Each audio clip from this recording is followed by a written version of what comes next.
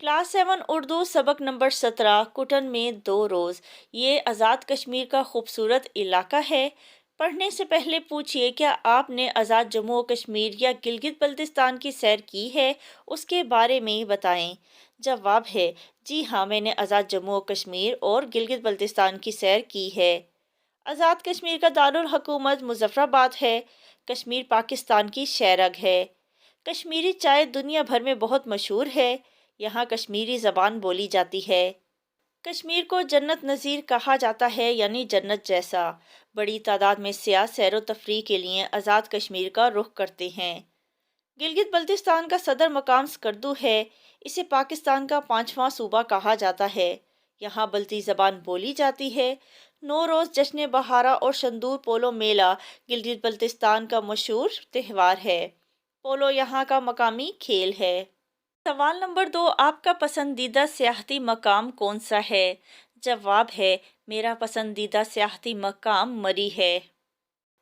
अहम अल्फाज। मशहूर करना के मायने हैं जादू करना, नगमगी, नगमे जैसी। पुरफिजा यानी पुर रौनक, बर्फपोश, बर्फ में ढके हुए। दिल फरेब के मायने हैं दिलकश। आगोश, आगोश के मायने हैं गोद। कोहसार, कोहसार के मायने हैं पहाड़। फलक बोस के मायने हैं बहुत बुलंद। गर्मियों की छुट्टियां थीं। मेरे चचा अपने बच्चों के हमरा हमारे पास इस्लामाबाद आए हुए थे। इनके आते ही मेरा भाई बोला, चचा जान, आपको अपना वादा याद है ना? चचा बोले, क्यों नहीं, हम अपना वादा कभी नहीं भूलते। आप लोग तैयारी करें, हम कल सुबह सवेरे ही वादी नीलम की सैर के लिए रवाना होंगे। मैंने कहा, वाह जी वाह, आपने तो कमाल कर दिया चचा जान। चचा जान कहने लगे, मैंने भी अपने दफ्तर से 1 हफ्ते के लिए छुट्टियां ले ली थीं और भाई जान को बता दिया था कि मैं अगले हफ्ते इस्लामाबाद पहुंच जाऊंगा। आप लोग तैयार रहना, हम वादी नीलम की सैर को जाएंगे। ये सुनकर माजिद तो खुशी से उछलने लगा। अगले रोज हम सुबह सवेरे सफर पर रवाना हुए। मरी की पुरफिजा वादी से होते हुए हम 11 बजे के करीब कोहाला पुल पर पहुंचे। वहां एक मकामी रेस्टोरेंट पर बैठकर चाय पी। अम्मी जान ने खाने पीने की कई चीजें भी रख ली थीं। हम सब ने बहुत शौक से वो खाईं। आलू के पराठे सब ने बहुत पसंद किए। इसके बाद 1 घंटे से भी कम वक्त में हम मुजफ्फराबाद पहुंच गए। कुछ देर के लिए हम मुजफ्फराबाद में रुके, दोपहर का खाना वहीं खाया और फिर नीलम वादी के लिए रवाना हो गए। वादी नीलम जम्मू और कश्मीर की एक हसीनो जमील वादी है, जहां पाकिस्तान भर से सियाह आते हैं। मुजफ्फराबाद से थोड़ी दूर पहुंचे तो अब्बू जान कहने लगे, प्यारे बच्चों, हम वादी नीलम में दाखिल हो चुके हैं। रास्ते में थोड़ी देर के लिए नीलम जेहलम प्रोजेक्ट पर भी रुके, जो बिजली पैदा करने का एक बड़ा मंसूबा है। वहीं जी भर कर फोटोग्राफी भी की गई और वीडियोस भी बनाई। शाम से ज़रा पहले हम कुटन पहुंच गए।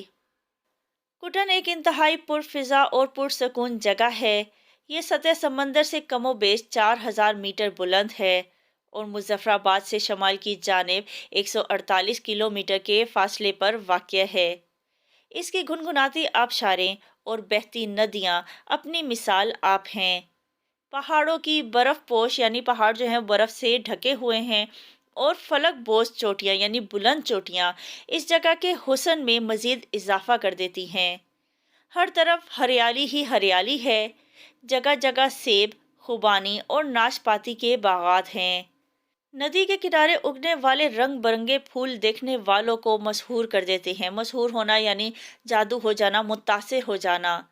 आसमान पर बादल ऐसे गर्दिश करते हैं जैसे इसी मकाम को देखने आए हैं। कुटन में 2 रोज़ा क़याम के दौरान मुझे अल्लामा इकबाल रहमतुल्लाह अलैह की नज़म एक आरज़ू बहुत याद आई। हो दिल फरेब ऐसा कोहसार का नज़ारा, पानी भी मौज बनकर उठ उठ के देखता हो।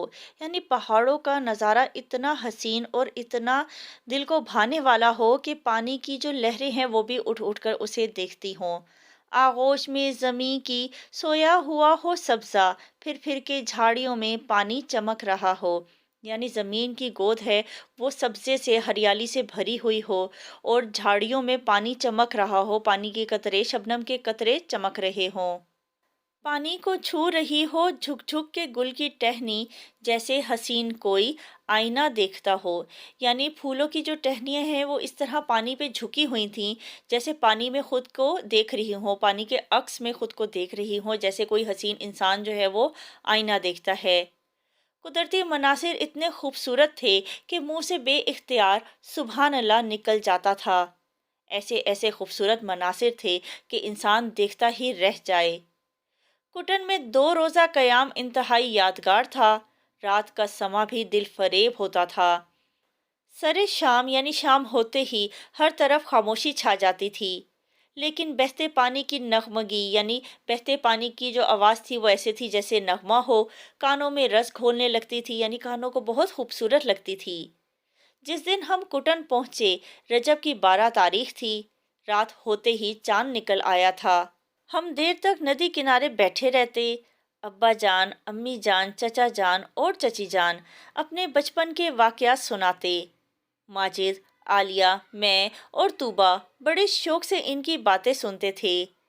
عالیہ بڑے مزے کے سوال بھی پوچھتی تھی۔ ہم نے وہاں 2 روز قیام کیا۔ تیسرے دن واپس آنے لگے تو طوبہ کہنے لگی، میں ابھی واپس نہیں جانا چاہتی، کیا ہم کچھ دن اور یہاں نہیں رہ سکتے؟ چچا جان نے کہا، بیٹا جی اتنا ہی کافی ہے، اگلی دفعہ آئیں گے تو پھر ہم زیادہ دن رہیں گے، بلکہ آپ کو یہاں سے آگے وادی کرن اور شادرہ کی بھی سیر کرائیں گے اور نیلم گاؤں بھی دکھائیں گے، جس کے نام پر پورے علاقے کا نام وادی نیلم رکھا گیا ہے۔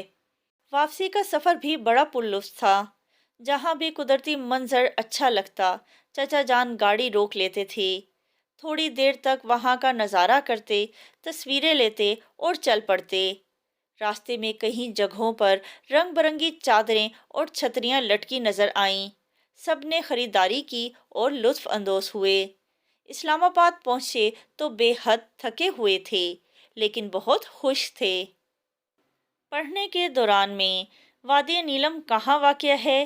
جواب ہے، وادی نیلم آزاد جموں و کشمیر کی ایک حسین و جمیل وادی ہے جو مظفر آباد کے نزدیک واقع ہے۔